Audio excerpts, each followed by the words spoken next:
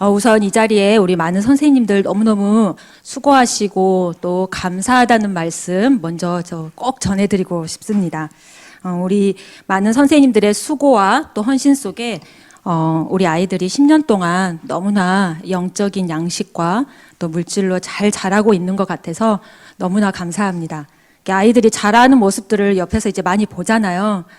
다 선생님들의 수고라고 생각합니다. 너무 감사합니다.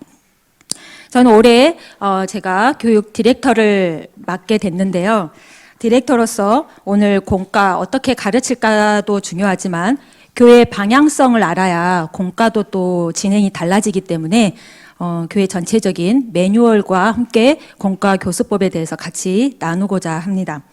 기존 선생님들은 지금 너무 잘하고 계셔서 들으시면서 내가 지금 잘하고 있었구나 하고 힘을 얻으시면 되고, 또 이제 새로 하시는 교사 선생님들은 우리 교회 전체적인 방향이 어떤 거구나 알고 따라와 주는 시간들이 되시면 좋겠습니다. 저희 교회의 교육의 가장 큰 방향은 세대 통합 교육입니다. 부서가 나뉘어도 말씀의 통일을 맞춰가려고 지금 노력하고 있습니다. 그래서 아이들 수준에 맞는 공과 교재가 없어서 선생님들이 공과를 준비하는 데 어려움이 있다고 계속 호소해 오고 있습니다. 그러나 세대 통합 예배를 통해 우리가 좋은 것을 또 얻고자 이렇게 교회의 방향성을 제시하고 있는데요. 우리는 온 세대가 한 말씀 안에서 하나됨을 나타내고, 교회에서 주일에 한 번 듣는 말씀이 아니라 이 말씀이 가정으로 전수되고 부모를 통해서 아이들의 일상의 삶으로 말씀이 스며들게 하고 싶은 마음이 우리의 마음에 세대 통합을 통해 이루고 싶은 방향입니다. 그렇기 때문에 다음 세대의 교육은 우리 방향성과 맞게 교회와 교사만으로는 역부족입니다. 부모와 협력해야 되고 협력해야 진정한 주일학교의 유익을 누릴 수 있기에 교회에서는 교사와 부모의 협력을 많이 지원하고 있습니다. 담쟁이 학교도 하고 있고, 또 부서에 필요한 것들을 위해서 이번에 뉴젠 발전소도 저희가 세웠습니다. 요즘은 이제 30일 데이즈를 가정에서 하고 있는데, 이렇게 교회가 부서와 교사를 돕고 부서는 가정을 돕고 지원하며 협력하는 자리에 있었으면 좋겠습니다. 이곳은 영국의 글로스터라는 도시의 중심에 있는 성 메리 교회인데요. 주일학교를 처음 세운 로버트 레이크스가 다녔던 교회입니다. 그가 처음에 살았던 18세기 영국에서는 아이들이 하루에 16시간씩 공장에서 일을 했습니다. 아이들은 기계의 부속품이고 영양실조, 비위생으로 세상을 많은 아이들이 떠났고, 대부분의 아이들은 글을 모르는 문맹이었습니다. 교회는 이런 아이들에게 가장 필요한 글을 가르쳤고 지갑을 열어 먹을 것을 주면서 공과 공부가 처음으로 시작되었습니다. 성경을 교과서로 한 교육이 시작되면서 아이들은 빠르게 문맹을 탈출했고 사고방식과 시야도 확대되었습니다. 이게 주일학교의 처음 원형입니다. 내용은 성경이라는 본질을 가지고 있지만 그 본질을 전하기 위해서 형식을 취했는데 그게 글자 교육, 주일학교의 원형이었습니다.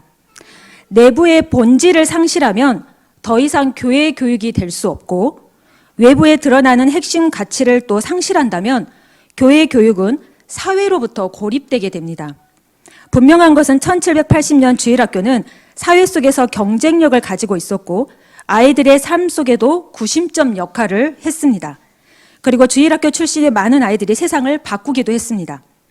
우리나라는 1888년 이화학당에서 비공식적으로 주일학교가 시작되었지만 공식적으로는 1890년 언더우드 선교사가 43명의 고아들을 모아서 시작했습니다. 그때도 공교육이 활성화되지 않을 때였죠. 공교육이 부재했던 시절 주일학교는 사회의 교육을 주도했고 교회 교육의 핵심 가치는 아이들의 필요가 무엇인지를 반영해 주었습니다. 무엇을 가르치는지 확실했기에 교회 숫자보다 주일학교가 훨씬 많았습니다. 현재 학교 교육의 원형이 되는 것은 산업혁명 시기에 공장을 가동하던 방식에서 비롯됐는데, 공장에서 제품을 계속 만들어야 되기 때문에 계속 똑같은 표준화와 규격화된 일정한 물건을 만들었습니다. 제품이 달라서는 안 되고 제품 속에 다양함이 존재한다는 것은 바람직하지 못한 결과였습니다. 학교는 공장에 숭늉공을 배출하는 것이 태생적인 목적이었습니다. 우리나라도 한 사람의 가치와 재능을 평가하기 위해서 수능과 내신이라는 것으로 아이를 판단하는데, 교회 교육도 원래 주일학교의 원형은 주일학교가 세상을 바꿨는데, 지금의 주일학교의 원형은 세상의 모습을 그대로 반영하고 따라가고 있는 모습을 많이 볼 수 있습니다. 처음에 로버트 레이크스가 주일학교를 시작했을 때는 분명히 공장 속의 아이들을, 똑같은 아이들을 제품으로 만들려고 한 게 아니라 한 명의 귀한 영혼을 생각하며 주일학교를 시작했던 것입니다. 성경도 분명하게 말합니다. 개인이 획일적이지 않고 다양하다는 것을 전제로 하고 있습니다. 에듀케이션이라는 이 단어가 라틴어로 에듀코라는 말에서 따왔는데요. 에듀코는 끌어내다, 인도해 낸다, 이런 의미가 있습니다. 네이버에도 그대로 나와 있는데, 네이버에 있는 게 뭐라고 되어 있냐면 서양에서는 어린이가 가지고 있는 천품과 개성을 밖으로 끄집어낸다는 뜻, 이렇게 되어 있습니다. 근데 동양도 마찬가지입니다. 한문에서는 교육의 교자를 본받음, 가르침, 그래서 방향을 제시하고 그것으로 이끈다라는 뜻이고, 교육의 육은 나음, 자람, 그래서 올바르게 자란다는 뜻을 의미하고 있습니다. 그래서 동서양을 막론하고 또 많은 사람들이 교육에 대해서 다른 철학자들이 말하고 있지만 공통된 건 뭐냐면 참된 인간을 형성해가는 과정, 그래서 사회에 좋은 영향력을 미치는 인간으로서의 삶을 교육이라고 말하고 있습니다. 청교도 교육 체계도 보면 아이들의 신앙 속의 한 구절에 참된 시민으로서의 인간, 교육, 이게 그 청교도 교육에도 들어가 있거든요. 시민 교육을 시켰다는 거예요, 우리 아이들에게. 따라서 교회 교육은 단순히 성경에 나와 있는 지식을 또 정보를 전달하는 게 아니라 하나님의 사람, 바람직한 인간으로서 어떻게 살아가야 되는지, 그래서 사회에 어떤 역할을 할 수 있는지 그 변화의 목표를 가지고 있어야 합니다. 교사의 열매는 아이들의 삶이 변하는 것입니다. 그게 주일학교의 원형의 본질이고 복음입니다. 그렇다면 이 본질의 복음을 가지고 지금 이 시대에는 어떤 형식을 취할 수 있을까? 이건 이제 우리 주일학교와 교사들이 함께 고민해야 될 문제입니다.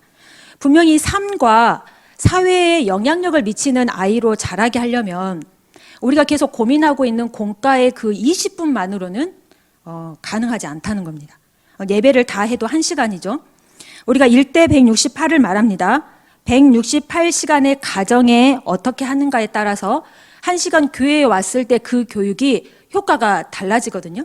그러면 또 다르게 말을 하면 교사는 주일학교의 그 아이들을 1시간 영향력을 미칩니다. 말씀을 가르칩니다. 그러면 교사로서 나머지 168시간을 어떻게 보내고 계십니까? 그래서 주일학교의 교육, 이런 원형을 가지고 우리가 이 168시간을 아이들의 1시간 만나기 위해서 어떻게 교사들이 사용할 수 있을까? 이거를 제가 고민해 봤습니다. 첫 번째로 교사로서 헌신하고 가장 먼저 해야 될 건 기도입니다. 기도. 당연하죠.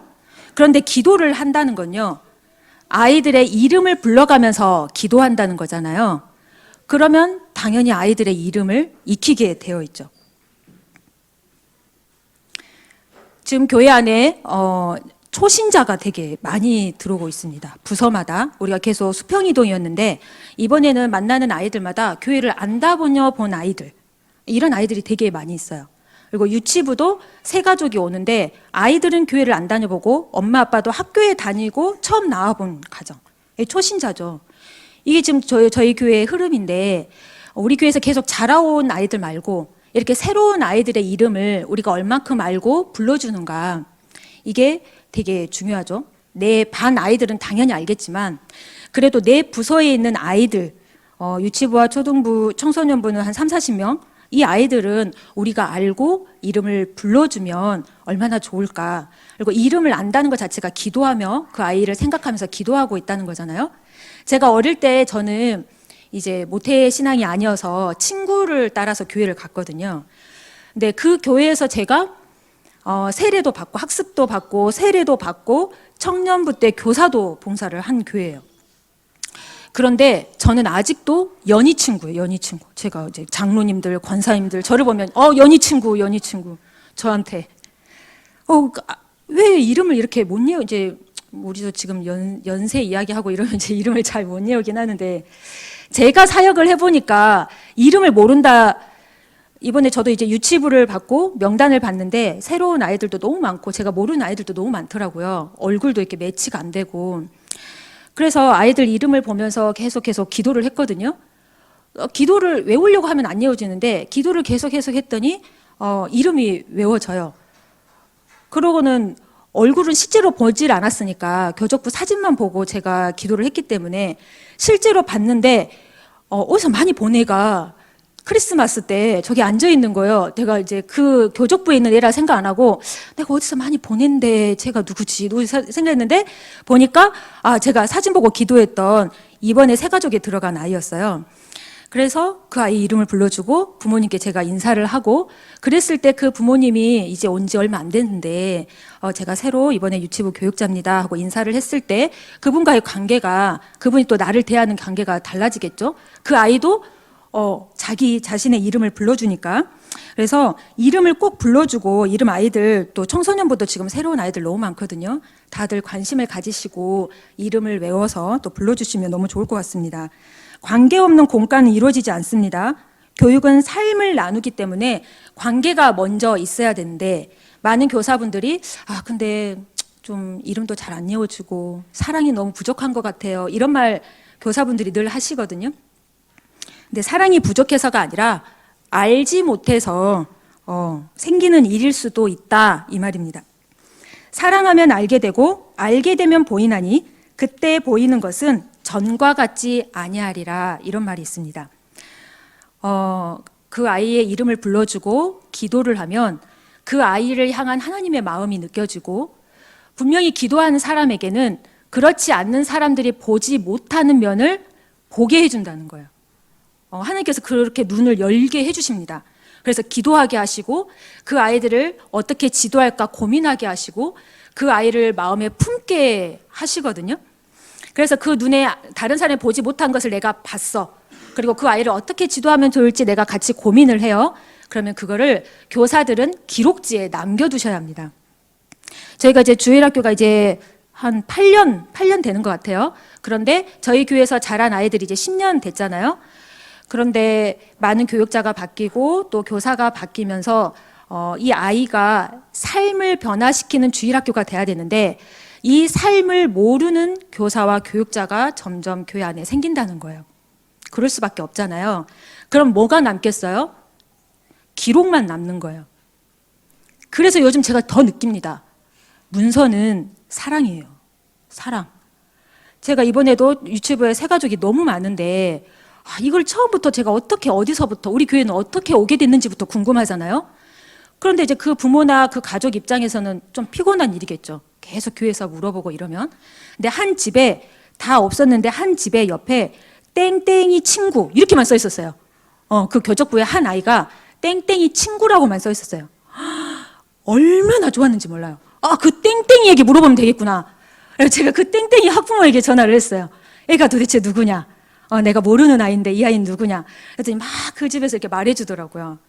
얼마나 좋아요. 그냥 땡땡이 친구라고만 썼는데도 저한테는 엄청난 정보가 들어오고 그 부모와 상담할 수 있고 이야기할 수 있는 그 거리가 되는 거예요. 그래서 저희가 D6 연구소에서 교사들에게 보고서를 좀 드릴까 해요. 그래서 매달 하는 건 너무 어렵고 1학기 한 번, 2학기 한 번 해서 각자 자기 반을 맡은 아이들을 향하여서 기록해 주시면 그 기록을 교육자가 각 부서에 컴퓨터가 있잖아요. 그 컴퓨터 파일에다가 계속 저장하는 것으로 좀 했으면 좋겠습니다. 그러면 내가 다음 사역자 그리고 다음 교사에게 인계할 때 우리가 일일이 말하는 것보다 그 기록을 주시게 되면 그 기록에 그 아이의 삶을 계속해서 우리가 쌓아 올려줄 수 있잖아요. 최소한 우리 교회 10년은 다닐 거잖아요. 그러면 이 아이가 10년 동안 어떤 관계와 어떤 변화와 어떤 신앙을 거쳐왔는지를 알게 되면 그 다음에 발걸음이 맡은 선생님이 발걸음이 더 빨라질 수가 있다는 거예요. 계속 제자리 걸음만 할 수 있어요. 인적 사항만 하고 바뀌고 인적 사항하고 바뀌고. 예, 그렇게 되면 제가 앞에 주일학교의 원형에 대해서 삶이 변화되는 아이, 그리고 이 아이가 가지고 있는 이 달란트로 세상을 변화시켰으면 좋겠다는 거기 지점까지 가려면 너무 긴 시간이 걸리더라는 거예요. 그래서 여러분께서 좀 수고스러울 수 있겠지만 보고서 작성을 부서별로 해주셨으면 좋겠습니다. 이거는 교사가 사역을 잘 하나 안 하나 점검하는 것도 아니고요. 저희가 이래 했대요 그러면서 고발장도 아니에요. 그런 의미가 전혀 아니고요. 이 아이들을 교회에서 긴 시간 도와주고 이끌고 이 아이들에게 영향을 미치기 위한 하나의 방법이라고 생각을 해주시면 좋겠습니다. 그래서 부서에서 꼭 부장 선생님과 교육자들은 이걸 꼭 챙겨주셨으면 좋겠습니다. 아이들을 향해서 기도를 합니다. 마음에 품고 하나님의 뜻의 마음을 구합니다. 그러면 두 번째 뭐가 있겠어요? 직접 신방을 해야겠죠. 전화 신방이든 대면 신방이든 여러 가지 방법이 있습니다. 그리고 또 만나는 신방이 또 여러 신방이 있습니다. 부모를 만나고 가정을 신방하는 경우도 있고 아이 학생을 신방하기도 하고 이제 그룹으로 신방을 하기도 하겠죠. 신방을 하는 목적은 뭘까요? 마태복음 5장 23, 24절입니다. 그러므로 예물을 제단에 드리려다가 거기서 내 형제에게 원망 들을 만한 일이 있는 것이 생각나거든 예물을 제단 앞에 두고 먼저 가서 형제와 화목하고 그 후에 와서 예물을 드리라. 우리가 교사로서 우리 아이들의 가정과 아이들을 신방하는 이유는 하나님 앞에 나아오는 것에 방해되는 장애물들을 보기 위한 겁니다.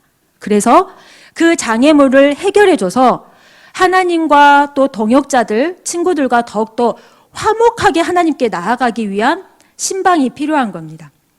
나의 제자, 나와 어울리기 위해서 나와 더 어떠한 것들을 하기 위해서가 아니라 좋은 관계를 맺고 좋은 부서 안에서 하나님께 더 가까이 나아가기 위한 화목제로 교사들이 서야 됩니다.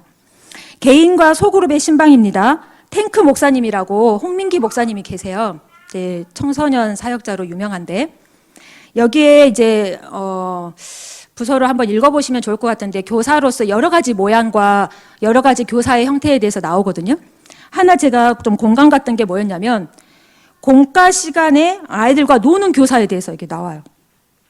아이들과 놀고 신나게 하면 너무 좋을 것 같잖아요. 그런데 이제 이 목사님이 말하는 거 뭐냐면 교사 나름대로 학생들과 관계를 잘 맺고 있다고 생각하지만 주중에 다른 시간을 내지 않고 성경 공부 시간에 아이들과 교제하는 것은 자기 직무를 행하고 있지 않는 거다. 이렇게 말을 하고 있어요.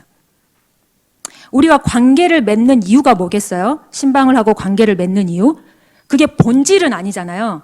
그건 형식일 뿐이고 본질은 이 아이에게 복음을 전하기 위한 건데 복음을 전하기 위해서 관계를 맺으라고 했는데 관계만 계속 맺고 거기에서 만족을 해버리면 더 깊이 들어갈 수 없을 뿐만 아니라 이 목사님이 말하는 건 관계를 하지 말라는 게 아니라 본인이 공과 준비나 말씀으로 충만한 시간을 내어주지 않고 그 아이에게 주어지는 그 20분의 시간을 그렇게 사용한 것에 대해서 말을 하고 있습니다. 관계를 맺는 건 주중에 하셔야 돼요. 주중에. 공과 시간에 그걸 하지 마시고 주중에 부지런히 만나고 연락하시고 관계를 맺는 방법들을 생각을 하시면 좋겠습니다. 가장 좋은 건 지금 1, 2월 달에 아이들과 관계를 맺어야 3월부터 여러분들이 하고 싶은 더 많은 것들을 아이들과 함께 할 수 있을 것 같습니다. 그래서 1, 2월 달은 가정 신방, 아이들 신방도 있으면 좋겠고 반별, 품별 이런 모임들, 소그룹들 있었으면 더 프로그램에 이렇게 넣었으면 너무 좋을 것 같습니다. 창가의 토토라는 책도 있어요. 이 책은 교사의 힘은 좀 학문적으로 여러분들이 좀 더 지시를 해주는 책이라 그러면 창가의 토토는 그냥 문학 책인데 여기에 나와 있는 선생님의 역할들이 저는 너무 제 마음에 와닿더라고요. 이 토토라는 아이가 한 학교에 적응하지 못하거든요. 근데 실제로 있는 이야기래요. 실제로 있는 이야기인데 이제 이 아이가 ADHD가 아닐까 뭐 이런 말을 하는데 학교에 적응을 못해서 어느 시골 학교 몇 명 안 되는 학교에 갔는데 거기에 너무 좋은 교장 선생님을 만나서 이 아이가 변화된 이야기입니다. 한 구절 읽어드릴게요. 토토는 처음으로 정말 좋아하는 사람을 만난 기분이 들었다. 태어나서 지금까지 이렇게 오래 자신의 이야기를 들어준 사람이 없었다. 교장 선생님은 그 긴 시간 동안 한 번도 하품을 하거나 지루해하지 않았다. 토토와 똑같이 몸을 앞으로 내밀고 열심히 들어주었다. 토토는 마음속 어딘가에 뭔지 모르게 소외감 같은, 다른 아이들과 달리 자기만 좀 차가운 시선을 받는다는 걸 어렴풋이 느꼈다. 그런데 이 교장 선생님과는 있으니 따뜻하고 안심이 되어 기분이 좋았다. 이런 구절이 있어요. 아이들도 느끼죠. 저 선생님이 나를 어떻게 생각하는지, 지금 이 교회가, 이 부서가 나를 어떻게 보는지 아이들도 다 느낍니다. 나를 차가운 시선으로 보고 나를 뭔가 이상한 시선으로 보는지. 이 아이들이 그러면 부서와 그 선생님에게 안정감을 느낄 수 없겠죠. 우리가 그래서 되게 선생님들은 말을 조심하셔야 돼요. 말. 우리는 되게 관심의 말이거든요. 그런데 이제 아이들은 불안정한 상태잖아요. 그냥 오늘 머리 안 감았네, 이 말 한마디로 애가 그날 일주일 내내 머리만 감고 있는 아이도 있을 수 있어요. 그렇잖아요. 우리는 그런 의도가 아니었는데 이번 주 학교 생활은 잘했어? 이 말 한마디로 아이는 뭐가 모르게 거기에 뭐가 꽂히게 되는데, 이렇게 아이들의 불안정한 상태에 있을 때 말을 좀 조심히 해야겠죠. 믿음이 있는 아이도 있고 믿음을 고백하지 않는 아이들도 있는데, 그 아이들에 따라서도 대화 방법이 좀 다를 수도 있겠죠. 그러나 제가 본 많은 아이들은 믿음이 있던 없던, 나이가 뭐 고등학생이든 초등학생이든, 제가 볼 때는 아이는 아이입니다. 예. 우리가 자꾸 그 아이를 어른스럽게 대하게 되면 아이도 어른이어야 될 것 같은 느낌이 들어요. 어떤 직분자의 자녀라든지 아니면 어떤 역할을 하고 있는 아이에게 우리는 은연중에 그런 신뢰를 비치거든요. 우리는 그냥 신뢰의 표현인데, 그 아이들은 마치 내가 그렇게 해야 되는 것처럼 보여질 수가 있습니다. 그래서 아이는 아이로 그냥 봐주시면 될 것 같아요. 그래서 아이들이 또 심한 말을 할 때도 있고 너무 감정에 격해서 할 때도 있고 이래요. 그러나 뭐 그런 거는 아이들이 관심과 인정이 필요한 말이다 생각을 하시고 잘 보시면 좋을 것 같습니다. 교육은 한 아이의 영혼을 바라보고 접근하는 것입니다. 아이들은 자신을 신뢰하고 자존감을 높여주는 어른 2명만 있어도 결코 삶의 희망을 놓지 않는다고 기록되어 있습니다. 잘 생각해 보세요. 아이들은 좋은 말을 듣지 않습니다. 좋은 사람의 말을 듣습니다. 우리는 아이들에게 좋은 말을 해주려고 엄청 노력하거든요. 아무리 좋은 말을 해도 내가 그 아이에게 좋은 사람이 아니면 듣지 않습니다. 그래서 내 아이들에게 본질을 전하고 싶으면 정말 좋은 교사, 그 아이에게 좋은 사람으로 다가가야지 맞습니다. 학부모 신방도 있습니다. 학부모 신방 참 많이들 어려워하시죠. 우리 교회가 아직은 작고 내가 학부모고 교사라기보다 우리가 서로 형제 자매잖아요. 그러다 보니까 아이의 여러 가지 문제점들을 교사로서 이렇게 전달한다든지 아니면 권면하는 게 참 어렵습니다. 그거 이제 제가 알고 있는데, 한 번은 우연하게 들었습니다. 초등부 교사분이 이게 앞에서 어떤 아이가 계속 뒤를 보면서 너무 예배에 막 이런다는 거예요. 그래서 제가 그 아이에게 혼을 내라, 말을 해라, 아이에게 직접적으로 말을 해라 했어요. 근데 지도가 안 됩니다. 아무리 해도 잘 안 됩니다. 이래요. 그래서 그러면 학부모에게 한번 상담을 해봐라. 어떻게 말해야 될지 모르겠어요. 그쵸? 우리 모두의 상황이죠. 근데 제가 집으로 돌아오는데 갑자기 소름이 끼쳤어요. 우리 집에도 초등부가 있어요. 그리고 갑자기 추측을 하기 시작했어요. 앞에 앉아 있었어? 앞에 앉아 있으면 저학년인데? 우리 집에 저학년이 있어요. 자꾸 뒤를 보고 엉덩이를 붙이지 못해. 그럼 남자인데, 우리 집 남자아이가 저학년이야. 갑자기 이상하네 이렇게 하면서 제가 집에 갔어요. 그래서 그 초등부 아이를 불렀어요.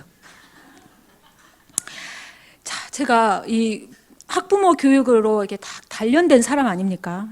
제가 능숙하게 그 아이를 불러서 저의 모든 나의 실력을 다 뿜어내고 그 아이에게 말했어요. 너냐?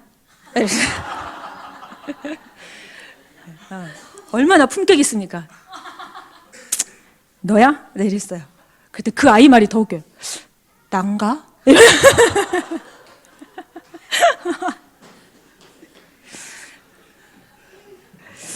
여러 가지 교회가 작기 때문에 안 들리는 건 아니고 저희 부모에게도 귀에 들리거든요. 그런데 우리 교사 선생님들의 마음도 제가 충분히 이해합니다. 저도 처음에 시작했을 때 얼마나 학부모들에게 제가 쫄렸겠어요. 저 처음에 개척했을 때 제가 30대였는데 청소년부 학부모들 보면 얼마나 제가 쫄았겠어요.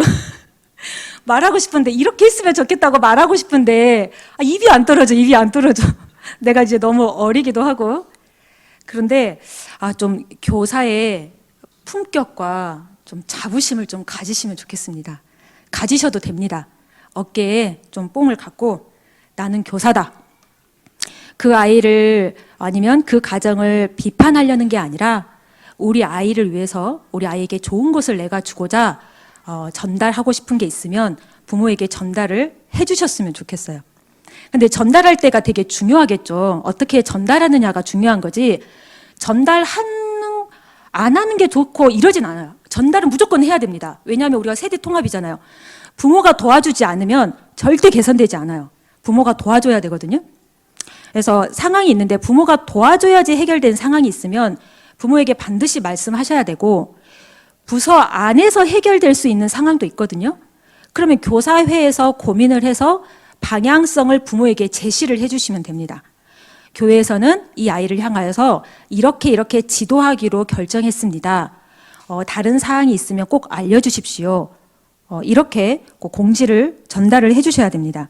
근데 부모에게 직접 말해야 되는 상황에서는 지혜롭게 말할 필요가 있죠. 교사의 품격을 말했습니다. 교사로서 가르치고 지도하는 입장에서 전달을 해야 되는데 우리가 너무 편하다 보니까 같은 자매 형제로서 말할 때가 있어요. 아니, 오늘 운율이가 예배 시간에 음료수 먹다가 흘렸잖아요. 닦느라고 난리 났어요. 이렇게. 뭐예요? 교사로서 저에게 뭔가를 지시해주고 전달해주는 게 아니라 제가 볼 때는 뭔가는 말하고 싶은 거야. 뭔가는 학부모에게 전달하고 싶은데 이걸 기분 나쁘지 않게 말하려다 보니까 약간 학부모 입장에서는 고자질 하시는 걸로 들려요. 그래서 부모의 입장은 어떤 마음이 드냐면 그러면 교사한테 너무 민망하죠. 미안하죠. 첫째는 교사한테 너무 미안해요. 죄송해요. 그리고 두 번째는 다시는 교사에게 이 민폐를 끼치지 않기 위해서 단도리를 하게 되죠. 너 내가 얼마나 창피했는 줄 알아? 선생님한테 내가 무슨 꼴이야? 이렇게 되는 거죠. 왜냐하면 우리가 너무 가깝게 계속 보고 있기 때문에 미안한 마음들이 더 많이 큰 거예요. 그렇게 전달하지 마시고 교사로서 품격을 가지고 교회의 방향성과 지침에 따라 아이에게 전달을 해주시고, 만약에 그게 어렵다, 부모끼리 또 해결할 수 있도록 내버려 두지 마시고 꼭 중간에 교사가 중재를 하셔야 돼요. 우린 교사니까. 근데 그게 너무 어렵다. 그러면 교육자에게 도움을 요청을 하세요. 근데 이제 우리 교인 성도님들, 교사 선생님들은 입이 너무 무거워. 진짜 보면 볼수록 입이 천근만근이세요. 그래서 아무리 말하고 끄집어내려고 해도 절대 말을 하지 않으세요. 두 가지겠죠? 이게 이제 뭐 소문이 날까봐, 그거 이제 잘못 오해돼서 와전될 수 있으니까 이제 그렇게 하시겠죠. 근데 이제 그 담당 교육자나 담임 목사로서는 너무 섭섭한 거예요. 나를 그렇게 못 믿나? 이런 생각을 하게 돼요. 제가 설마 어느 집이 이렇게 했대요. 그러면 제가 그 교사가 이래 하던데 이렇게 하셨다면서요. 제가 설마 이렇게 말하겠어요, 우리가. 저희도 다 교사의 짬밥이 있지 않겠습니까? 우리 모두가 그 아이를 돕고 그 가정을 돕기 위해서 기도하고 섬기는 사람들이잖아요. 어떻게 하면 그 가정에 가장 유익할까? 어떻게 하면 우리 아이들을 가장 잘 돌볼 수 있을까? 우리가 고민하는 사람들이지, 저희가 지금도 화목하기 위해서 신방을 해야 되는 거잖아요. 화목하기 위해서 우리가 어떻게 노력하면 좋을까를 고민하니까 저희들 너무 의심하지 마시고 꼭 담당 교육자에게 어려운 게 있으면 꼭 말씀해 주시면 저희가 또 방법을 또 고민해 보도록 하겠습니다. 자라나는 아이들에게는 많은 변화가 있습니다. 그 변화에 한 짧은 순간에 그냥 우리가 있는 거예요. 그렇기 때문에 그 짧은 순간으로 이렇다 저렇다 할 수가 없어요. 서로가 그렇다는 거예요. 부모 입장인 저도 그러고 제가 교사로서도 다른 아이들 볼 때 그냥 인생에 우리 아이들의 긴 인생 속에 제가 그냥 잠깐 옆에 있는 거예요. 한 아이를 돌보고 사랑하고 이끄는 일에 부모와 같은 한 마음을 우리가 가져야겠죠. 그런데 또 한 가지는 부모와 같은 한 마음을 교사들이 가졌으면서 좋겠다는 마음과 한켠엔 우리가 부모가 아니라는 사실을 좀 알았으면 좋겠어요. 부모의 역할이 있는데 마치 내가 부모보다 더 앞서려고 하실 때 교사로서의 어려움과 불평과 억울함이 또 생길 수 있어요. 그게 아니라 우리는 부모의 마음을 갖되 교사라는 거, 이거를 잘 생각을 해주시면 좋겠습니다. 그래서 부모가 할 수 없는 것을 교사가 하는 거예요. 부모의 일을 우리가 하려고 하지 말고 부모가 168시간 동안 할 수 없는 것을 1시간 동안 저희가 섬기고 도와주는 겁니다. 그러니까 부모가 할 수 없는 스킬을 배워야겠죠. 부모는 스킬이 필요 없습니다. 부지런히만 하시면 돼요. 그런데 교사는 1시간을 아무리 부지런하게 해봐도 168시간을 이길 수 없습니다. 1시간은 우리 교사들이 잘해야 돼요. 1시간 안에. 그러려면 168시간을 열심히 준비하고 고민하고 공부하고 연구하셔야 돼요. 그래서 나에게 주어진 그 1시간, 그 20분을 거기에 다 쏟아 넣으셔야 됩니다. 그렇기 때문에 기도하고 신방을 했으면 그 다음 우리는 연구하는 일에 들어가야 됩니다. 어떤 연구를 해야 될까요, 우리가? 교사로서? 어떤 연구를 할까요? 말씀 연구겠죠? 말씀 연구. 그런데 말씀과 기도에만 충실한다 그러면 우리 아이의 연령대의 특징 정도는, 그리고 그 아이의 기질 정도는 거뜬하게 이길 수 있다. 그 아이를 향하여 그냥 안수기도 하면 이 아이의 지금의 상황, 어려움들 다 넘어갈 수 있다. 이렇게 생각하는 분이 계실까요? 말씀 연구를 하기 전에 내 반 아이들, 그리고 내가 맡은 부서 아이들의 특징, 보편적인 조사가 먼저 들어가셔야 됩니다. 연령대에 맞는 아이들의 생각, 그리고 요즘 유행, 요즘 아이들이 관심 있는 거 뭐가 있을까요? 그 나이대 보편적으로 모두가 알아야 된 부분, 네이버 치기만 하면 나와요. 뭐 초등학교 1학년의 발달 사항 하면 딱 나오거든요. 그거 보세요. 근데 이거는 보편적인 조사라고 했어요. 아이들이 모두 다 보편적이진 않아요. 특별한 또 아이들이 있죠. 예민한 아이가 있을 수도 있고, 또 뭐 엄청 소심한 아이가 있을 수도 있고, 또 몸 동작을 막 하는 아이도, 여러 다양한 아이들이 있어요. 그리고 혼자 부모님이 키우는 아이가 있고, 다문화 아이가 있고, 여러 가지 아이들의 형태가 있잖아요. 보편적 조사가 됐다면 내 아이 반에 있는 특수한 조사가 또 들어가야 됩니다. 그래야 지도가 가능해요. 왜냐하면 아이가 이 행동을 하는 게 악해서 그런 건지 약해서 그런 건지 분별하셔야 되잖아요. 만약에 악한 거라 그러면 우리가 도와야겠죠. 어떻게 하면 좋을까? 근데 만약에 아이가 약한 거라 그러면 우리가 서포트 또 해줘야 되지 않겠어요? 그런데 약한 것을 자꾸 지적을 하고 악한 것을 그냥 넘겨줄 수도 있어요. 그래서 우리 아이들의 상태, 지금 내가 맡고 있는 반 아이들의 특징들, 이런 것들을 먼저 조사하고 살피고 어떻게 지도하면 좋을까, 그 방향성을 계속 생각한 다음에 어떤 우리 반 아이들의 특징에 따라서 어떤 방법을 가져올까 고민하시면 돼요. 그 다음에 이제 방법이에요. 교육 방법은 여러 가지예요. 아이들도 여러 가지의 기질이 있듯이 방법도 여러 가지가 있어요. 그런데 내가 좋은 방법 한 가지만 계속 하게 되면 아이들은 이렇게 접근하기가 너무 어렵겠죠.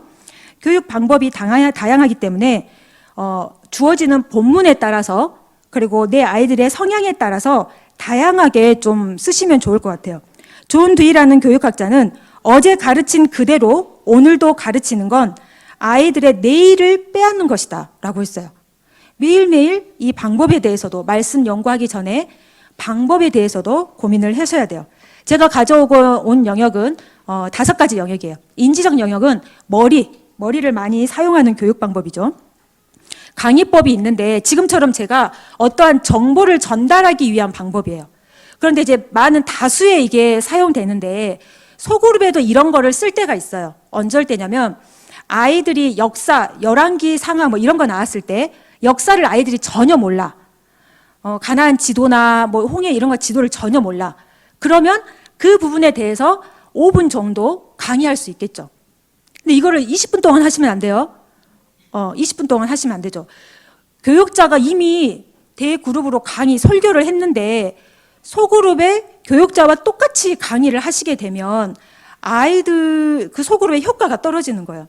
대그룹과 소그룹의 장단점이 있으니까. 근데 간혹 그런 것도 있는 것 같아요. 교사 선생님들이 왜 설교가 있었는데 또 설교하시지? 이런 생각 할 때가 있거든요. 근데 왜 하실까? 제가 교사 선생님들의 심리를 생각해 봤어요. 그날 교육자 말씀에 뭔가 빠진 게 있었나 봐. 교사 선생님이 생각했을 때 예수님에 대해서 말했는데 우리 목사님 십자가만 얘기하셨어. 부활을 말 안 하신 것 같아. 그래서 이제 속으로 또 막 부활을 내가 이제 교사의 사명으로 부활을 막 말씀하실 때가 있어요. 그런데 아이들은 여러 가지를 못 들어요.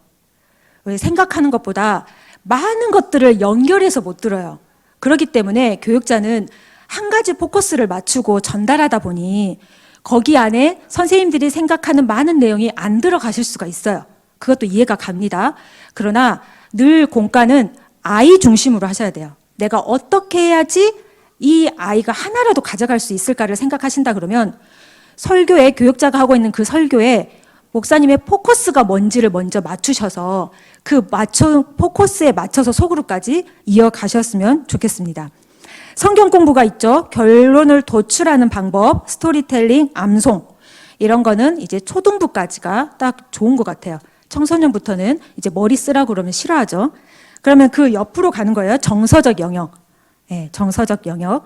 예술적 체험이 있어요. 이렇게 만들기 하고 활동하고 손으로 만지는 건데 최근에 이제 교회 성막 설교가 있었잖아요. 이게 이제 딱 이런 거 하기에 너무 좋죠. 네, 성막 같은 것들을 구하거나 만들거나 블럭 같은 걸로 만들어도 되고 요즘 시중에 나와 있는 것들 가져와서 아이들 보여주고 저희 유치부 아이들 보여줬는데 이제 너무 신기해서 막 다 만져보거든요. 그래서 이런 것들 공과 시간에 하는 것도 너무 좋죠. 묵상법이 있습니다.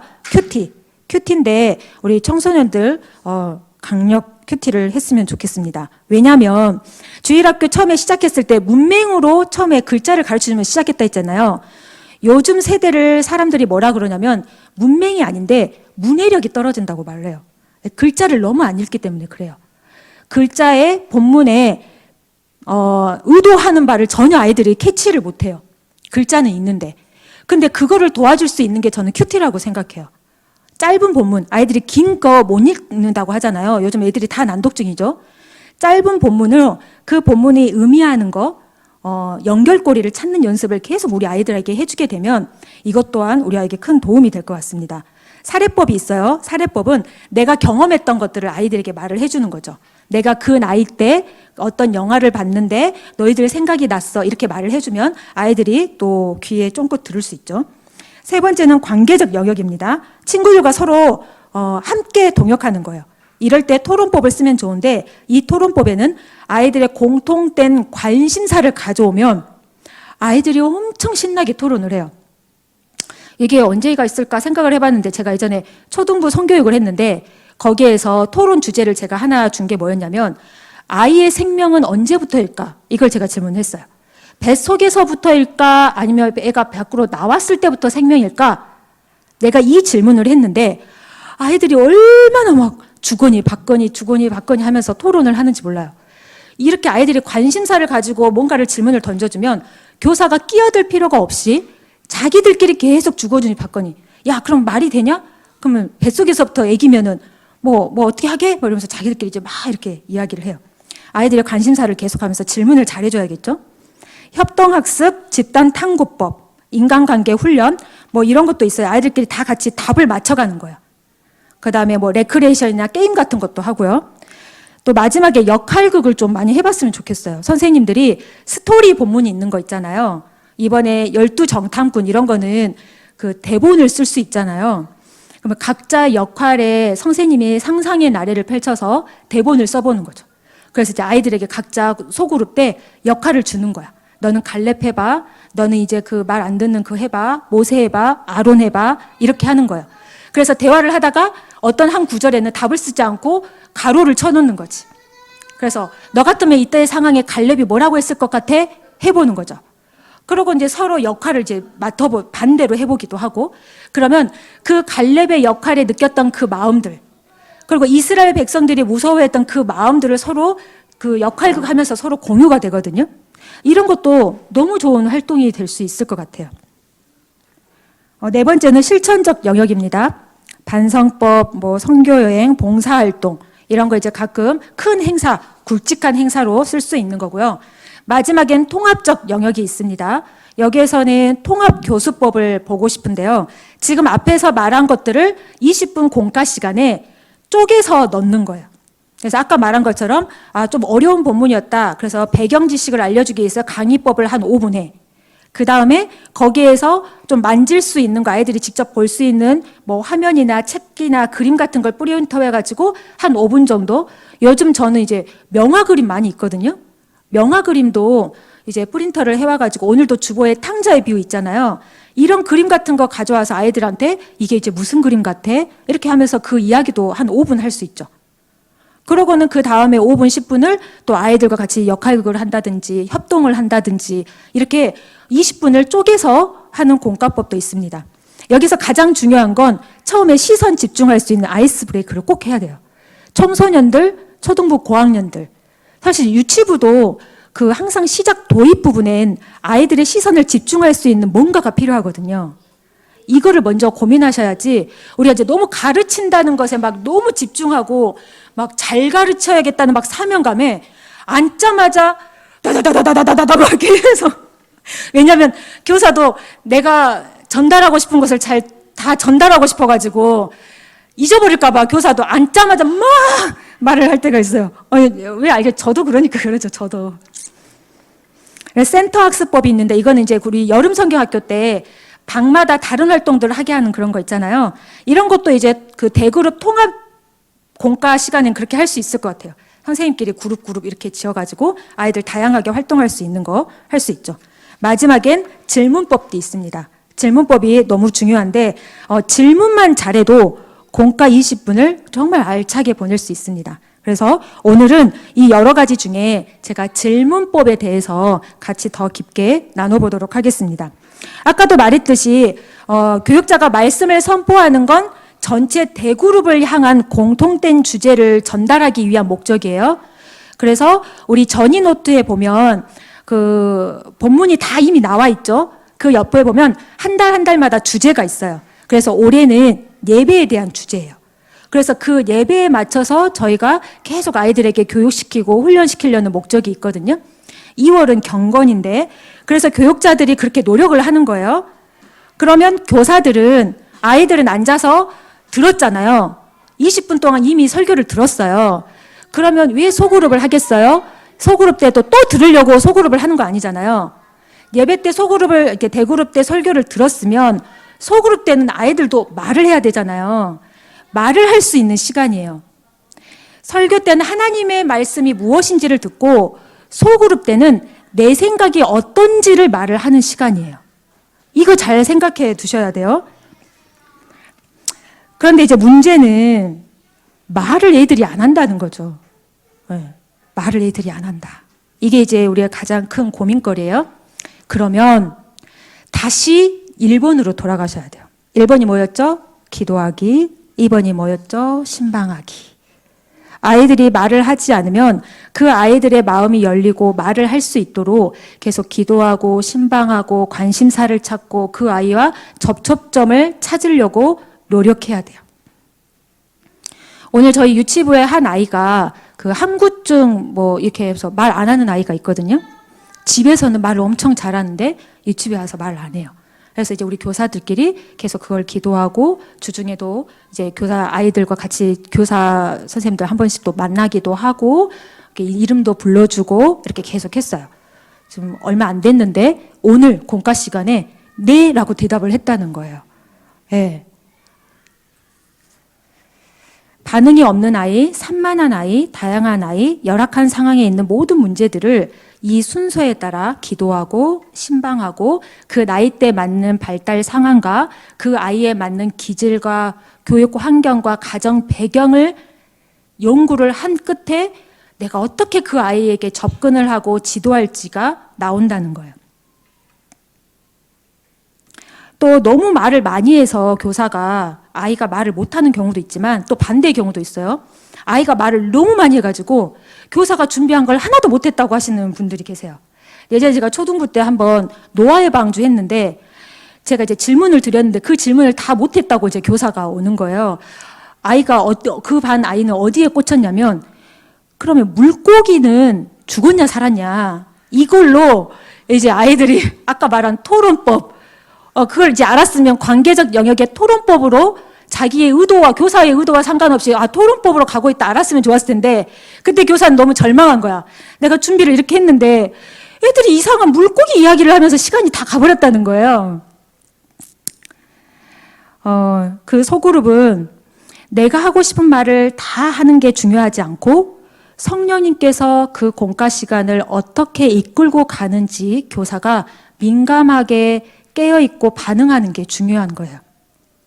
그럼 준비 안 해도 되겠네? 준비를 해야 성령이 어떻게 이끄시는지를 볼 수가 있죠.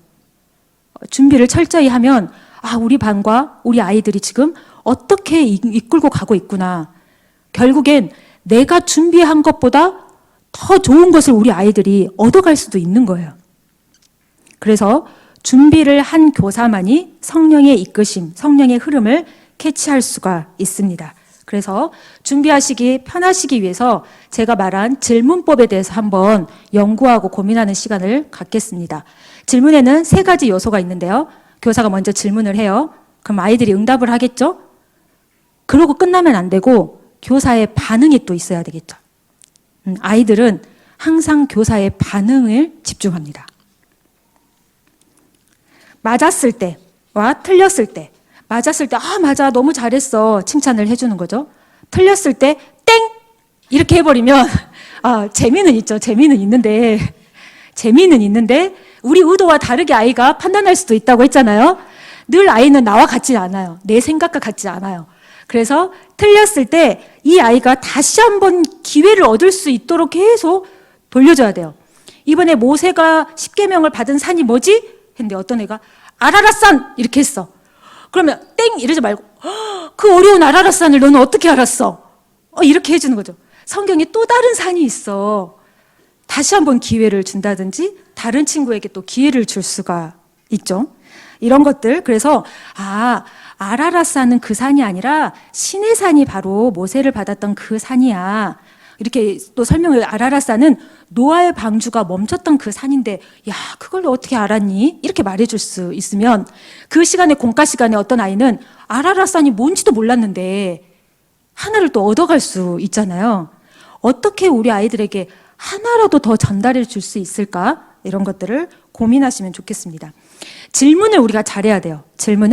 열린 질문을 아이들이 생각할 수 있는 질문을 해야 되는데 질문의 방식에는 지식의 차원, 해석의 차원, 적용의 차원 이렇게 나눌 수 있겠습니다. 지식의 차원은 아이들의 정보를 다 알고 있는지 없는지 아이스 브레이크용으로 사용하셔도 좋아요. 저는 유치부를 이걸 꼭 하거든요. 그래서 OX 퀴즈 게임 이런 거라든지 정답 맞추기 이런 거 있잖아요. 전 설교에 대해서 아이들이 얼마큼 이해하고 있는지를 이게 이렇게 합니다. 아이들이 공부나 그 시험이라고 생각하지 않고 그냥 엄청 막 흥분하고 막 신나고 막 애들끼리 막 웃고 막 일을 이렇게 해요. 그래서 방법에는 여러 가지가 있는데 yes 또는 no, 이렇게 동그라미 x로도 할 수 있는 질문이 있겠죠. 오늘 제가 했는데 모세가 보낸 정탐꾼의 숫자는 12명이다. 뭐 O, X 이렇게 할 수도 있겠죠. 선택형으로 할 수도 있어요. 뭐 선택형으로 해가지고 1번, 2번, 3번, 4번 몇 번이 정답일까요? 뭐 이렇게도 질문을 할 수가 있겠죠. 또 어떤 거는 땡땡으로도 할 수 있잖아요. 땡땡.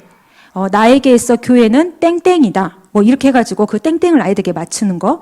이런 거 이제 질문을 한 건 지식의 차원인 거죠. 정답이 정해져 있고 아이들이 그것을 맞췄을 때 기분이 되게 좋은 질문들. 그래서 그 질문을 했으면 그 다음에 해석 차원으로 가는 거예요. 해석은 내가 지식의 차원을 질문한 것을 가지고 왜 12명 정탐꾼을 왜 가나안에 보냈을까? 라고 질문을 하는 거죠. 제가 이제 보니까 질문을 다 만들었는데 제가 말하고 있네요. 자, 지식의 차원. 이번에 이번 주 거 말고 전주 이스라엘 12정탐을 제가 한번 지식과 있게 질문을 만들어 봤거든요. 자, 봐보세요. 1번에 이스라엘 백성이 모세와 아론에게 불평한 이유는 무엇입니까? 이렇게 나와 있어요. 자, 밑에 두 번째 이스라엘 백성이 모세와 아론에게 그 땅에 안악 자손들이 많이 있어서 불평을 했죠. 그러면 해석 차원에서 10명의 정탐꾼과 2명의 정탐꾼의 차이는 무엇일까요? 그렇죠. 한쪽은 하나님의 약속을 믿었고 하나는 약속에 믿지 않았죠. 그러면 적용해서 이 적용은 실제적으로 내 삶에 어떻게 적용하고 있는지를 질문하는 건데, 그러면 10명이 두려워했던 그 두려움이 너에게는 어떤 적이 있었냐 이렇게 물어볼 수가 있겠죠. 두 번째로 가면 이집트로 들어가자는 이스라엘 백성들의 말은 하나님을 땡땡하는 것이다. 예, 앞에 제가 그 질문하는 방법 유형에 그 땡땡을 넣은 거예요. 하나님을 멸시하는 거라고 본문에 나와 있죠. 그러면 그걸 해석해서 말하는 거예요. 하나님을 멸시하는 행동은 어떤 것인가요? 그러면 그 본문에 나와 있어요. 하나님을 믿지 않는 게 멸시하는 거라고 나와 있거든요. 그럼 그거를 적용하는 거예요. 두려운 현실 앞에, 10명처럼 두려운 현실 앞에 나는 어떻게 반응하고 있나요? 믿나요? 하나님을 믿고 있나요? 믿지 않고 있나요? 이 질문이겠죠. 세 번째는 OX로 또 해봤어요. 12명의 정탐꾼을 비롯한 이스라엘 백성들은 모두 가나안 땅에 들어가지 못하는 벌을 받았다. OX 이렇게 하는 거죠. 그럼 이걸 또 해석하는 거예요. 모세의 기도를 통해 용서받은 이스라엘 백성들이 40년 광야를 돌아야 했던 이유는 무엇일까요? 하는 말씀을 믿지 않은 거죠. 그 적용. 내가 있는 곳은 애굽인가요? 젖과 꿀이 흐르는 땅인가요? 이거는 하나님과 내가 동행하고 있는지를 물어보는 거죠. 우리 본문은 이미 1년치가 다 나와 있기 때문에 여러분들이 매일매일 묵상할 수 있는 시간과 여유는 늘 있습니다. 그래서 제가 일주일 스케줄을 여러분들과 상의 없이 제가 그냥 짜봤어요. 자, 월요일 본문이 다 나와 있습니다. 일단 본문 3번 읽는 겁니다. 그냥 생각하지 않고 그냥 3번 읽어요. 그 다음 화요일 날 그 본문을 다시 읽고 묵상을 해봅니다. 이 말씀의 의미가 뭘까? 이 말씀이 나는 어떤 것을 전달할 수 있을까? 묵상을 하는 거예요. 수요일 날 우리 부서에 공과책이 있잖아요. 그 공과책을 펼쳐서 봅니다. 또는 어른들 큐티책 있잖아요. 큐티도 주일날 본문 큐티가 있거든요. 그래서 1, 2, 3 다 질문이 나와 있어요. 그래서 여러분들이 너무 어렵고 제공된 게 없어서 어렵다는 말을 할 수가 없게 원천 봉쇄로 책이 너무 많아요. 그렇죠? 주일날 본문 계속 나와 있죠. 큐티책 있죠. 공과책 다 제공됩니다. 그리고 목요일날 제가 말한 질문을 한번 만들어 보는 거예요. 그리고 금요일날 공과 준비를 하며 교사들과 함께 나눕니다. 이때 교육자는 금요일과 토요일 오전 안으로 교육자가 전달하고 싶은 중요한 메시지를 또 교사들에게 제공을 합니다. 그럼 이제 내가 묵상한 것과 내가 질문한 게 맞는지를 알 수가 있고 틀렸다 그러면 교정이 가능하겠죠. 교육자도 금요일이나 목요일까지 빨리 이렇게 드리는 건 노력을 하고 있는 거거든요. 그래서 교육자가 핵심 메시지까지 또 보냅니다. 교사에게. 이렇게 했는데도 준비가 안 됐다 그러면 어떤 공과책을 드려도 하기가 어렵습니다. 너무 다 돼 있는 걸 이렇게 받아 먹으시면 이 성장이 하나도 없잖아요. 우리 아이들은 계속 자라는데 가끔 그럴 때가 있거든요. 저희 아이들이 점점점 잘하고 있는데 우리 교회, 저는 이제 모태신앙이 아니니까, 근데 교회 모태신앙 장로님, 권사님 자녀분들이 있는데 그분들이 하나같이 다 우리 엄마 아빠 신앙이 그렇게 좋지가 않아서 막 다 이렇게 말씀하세요. 장로님이고 권사님인데 자녀들이 볼 때는 마음에 안 드신가 봐. 근데 저는 그럴 때 긴장하거든요. 우리 애가 그렇게 말하면 안 되는데 우리 엄마 아빠 목사고 사문 전도사인데 별로 막 우리도 자라야 되잖아요. 우리도 성장해야죠. 그래서 이런 거 하면 교사들이 성장을 합니다. 저도 저희 유치부 교사한테 질문을 보내거든요. 그러나 아까 그 질문을 보내는데 답은 제가 쓰지 않아요. 제가 몰라서 안 쓰겠습니까? 교사에게 주일날 물어봅니다. 이번 주에 한 교사가 노트에 빽빽하게 답을 적어왔어요. 다음 주에 더 어려운 거 해야지?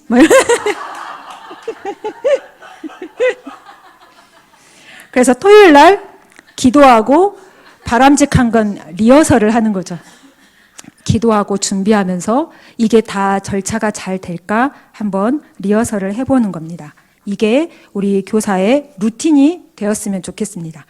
이거 잘 보시고 우리 부장 선생님들은 교사들에게 매일매일 이게 되고 있는지 훈련이라고 생각하세요. 이렇게 완벽하게 해야 된다는 게 아니라 제가 뭐 한다고 했죠? 디렉터로서 제시해주고 매뉴얼을 준다고 했죠? 이게 우리의 매뉴얼이 돼야 돼요. 이렇게 해서 노력을 하시라는 거예요. 처음부터 잘하면 교사가 필요 없죠. 부모가 할 수 있잖아요. 근데 부모가 어려우니까 이걸 교사가 덮는 거고 교사가 이걸 더 노력하면 이걸 충분히 가능하게 성장할 수 있다는 겁니다. 모두가 다 이 방법대로 좀 해보셨으면 좋겠습니다. 이렇게 했는데도 공과가 너무 어렵고 어떻게 해야 될지 모르겠다. 저한테 연락하세요. 제가 다 친절하게 다 공과를 제공하도록 하겠습니다. 그 다음에 우리가 교사들이 해야 될 게 뭘까요? 기도하고 신방하고 연구합니다. 그리고 말씀 준비를 합니다. 준비가 다 됐어요. 그러면 그 주일날 아이들을 환대하기 위해서 준비해야 됩니다. 그런데 그 시간에 교사 모임을 계속 하고 계시고 공과 준비를 하고 계시면 아까 마찬가지죠. 아이들과 주중에 관계를 맺고 주일날에는 말씀을 전해야 되는데 그 시간에 아이들과 교제하고 있으면 주중 사용을 안 하는 것처럼 교사가 주일날에 그 짧은 시간에 교사 모임하고 공과를 만들고 있다는 건 주중에 안 했다는 이야기잖아요. 그렇게 하시면 안 되고 토요일날 모든 준비가 다 끝나고 일요일날은 잠깐 아이들 뭐 나누고 기도하는 시간을 갖고 나머지는 아이들을 맞이할 준비를 해주셔야 돼요. 온도는 괜찮은지 정리는 다 됐는지 뭐 초등부 같은 경우는 책상에 너무 이렇게 지저분하면 아이들의 시선이 빼앗기잖아요. 아이들이 말씀에 집중할 수 있는 환경 조성을 해주는 거죠. 음악도 틀어주고 아이들 이름 불러주면서 환영해주고 칭찬해주고 안아주고 저희가 지금 이번 달 예배 규칙 세우기 하죠. 모든 부서에 지금 너무 예쁘게 다 꾸며주셨는데 이것들을 계속 아이들에게 훈련시켜줘야 돼요. 예배 시간에 움직이지 않고 왔다 갔다 하지 않는 거 그리고 제가 가장 중요하게 생각하는 건 10분 전에 반별로 기도를 하셔야 돼요. 기도해주는 선생님 기도로 하나 되는 반 선생님의 기도를 받고 싶은 아이들 이렇게 그룹을 짜셔야 돼요.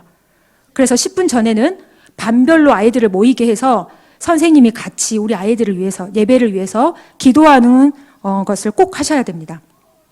그리고 나서는 가정 예배로 갈 수 있도록 안내를 또 하고 그 안내하는 것은 피드백. 그 다음엔 예배가 다 끝났어요. 그럼 이제 피드백을 해야겠죠. 서로가 교사들끼리도 서로 피드백을 해서 어떤 것을 조율을 해야 되는 거. 그 다음에 학부모들에게는 가정 예배가 연계될 수 있도록 카톡을 보내든지 공지를 보내든지 해야 되는 거죠.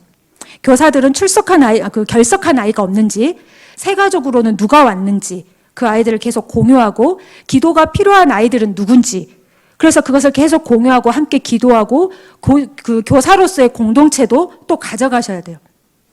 우리가 교사로서 어떤 공동체를 더 가져갈 수 있겠어요?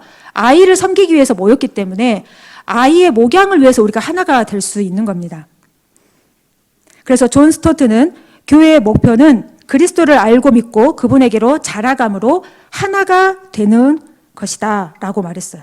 제가 바라는 것은 교사들로 인하여 우리 아이들이 성장하는 것뿐만 아니라 우리 교사들이 서로 성장했으면 좋겠습니다. 그게 저의 바람입니다. 교사 공동체는 함께 자라가야 합니다. 함께라는 것은 서로의 짐을 나눠지겠다는 겁니다.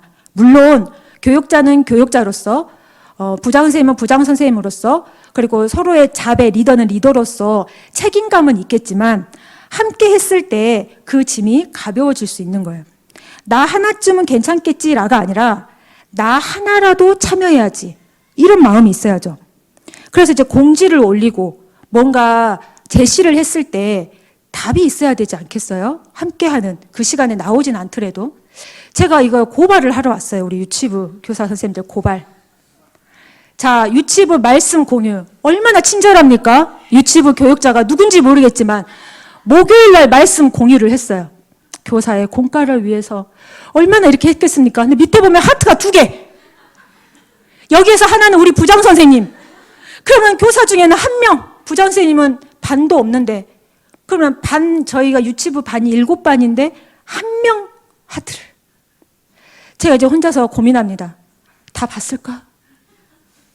못 보신 분이 있나? 다시 한번 올려야 되나? 제가 또 토요일날 또 올렸습니다. 또 하트 2개! 제가 어제 또 주일 공지를 올렸습니다. 반별 공지를 부탁합니다. 학부모들에게 공지를 부탁했습니다. 4명! 여기도 1명은 부장선생님, 반도 없는 부장선생님. 그러면 교사 중엔 3명. 그러면 교육자로서, 리더로서 나머지 4반 아이들은 전달받았을까? 이 마음을 여러분들이 아십니까? 교사를 책망하거나 통제하거나 체크하려는 마음이 아니라 앞에 선 자로서의 리더는 모든 아이들이 그리고 모든 사람들이 다 같이 유익을 누리고 있는지 이게 궁금할 뿐입니다. 그래서 누군가는 전달받지 못해서 모르고 있다든지 누구는 참여하고 싶었는데 참여를 못한 사람이 있지 않을까가 늘 준비하는 사람에게는 관심거리예요. 그렇지 않겠어요? 그래서 저는 하트도 필요 없습니다. 저는 그냥 체크만 해줘. 읽었다. 그래, 알겠다, 읽었어. 라고만 해주면 제가 뭐 부모님들에게 다 전화해서 받았는지 안 받았는지 제가 뭐 그런 통제를 하겠습니까? 저는 그럴 마음은 전혀 없습니다. 그냥 잘 읽었다는 체크 하나만 부탁드립니다. 교사가 하나 되고 아이들과 부모가 하나 되는 교육부서가 됐으면 좋겠습니다. 자, 이제 공과 소그룹을 할 건데요. 제가 이제 아까 말했던 지식의 차원, 해석의 차원, 적용의 차원을 한 가지 질문을 한번 만들어 보고 교사들도 어떤 교수법을 한번 쓰면 좋겠다. 내 반 아이들 특징에 맞는 것들을 한번 생각해 보시면 좋겠어요. 오늘 들었던 말씀을 하려다가 제사라 좀 어려울 것 같아서 다음 주 말씀이거든요. 에베소서 2장 1절부터 10절 말씀인데 한 가지 맥락을 가지고 지식을 전달해주고 그 지식을 가지고 똑같은 거여야 돼요. 서로 다른 게 아니라 그 지식을 가지고 어떻게 아이들이 해석할지 그 해석한 걸 가지고 자기의 삶 속에 어떻게 적용하게 할지 이렇게 흐름을 타셔야 돼요. 자, 이걸 한번 소그룹별로 한번 나눠보시면 좋겠고 시간이 남으면 오늘 제가 말한 기도, 신방, 연구, 환대, 피드백 중 나는 어떤 것을 좀 더 보강해야 될지 한번 나누어 보시는 시간들 가지시면 좋겠습니다. 기도하겠습니다. 하나님, 저희가 교사로서 우리 아이들을 가르치는데 너무 부족함을 느낍니다. 매일매일 부족함을 느낌에도 불구하고 하나님께서 불러주셨기에 충성되게 이 일들을 잘 감당하기를 원합니다. 하나님 지혜를 주시고 말씀을 사모하는 마음을 주시고 서로 연합하는 기쁨을 우리에게 허락하여 주시옵소서.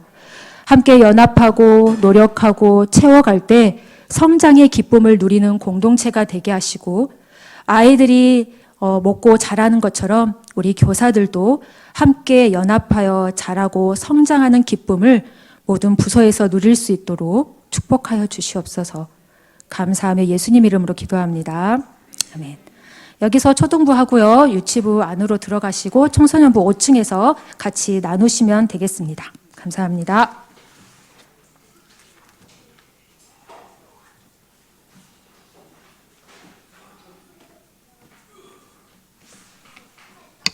초등부 선생님들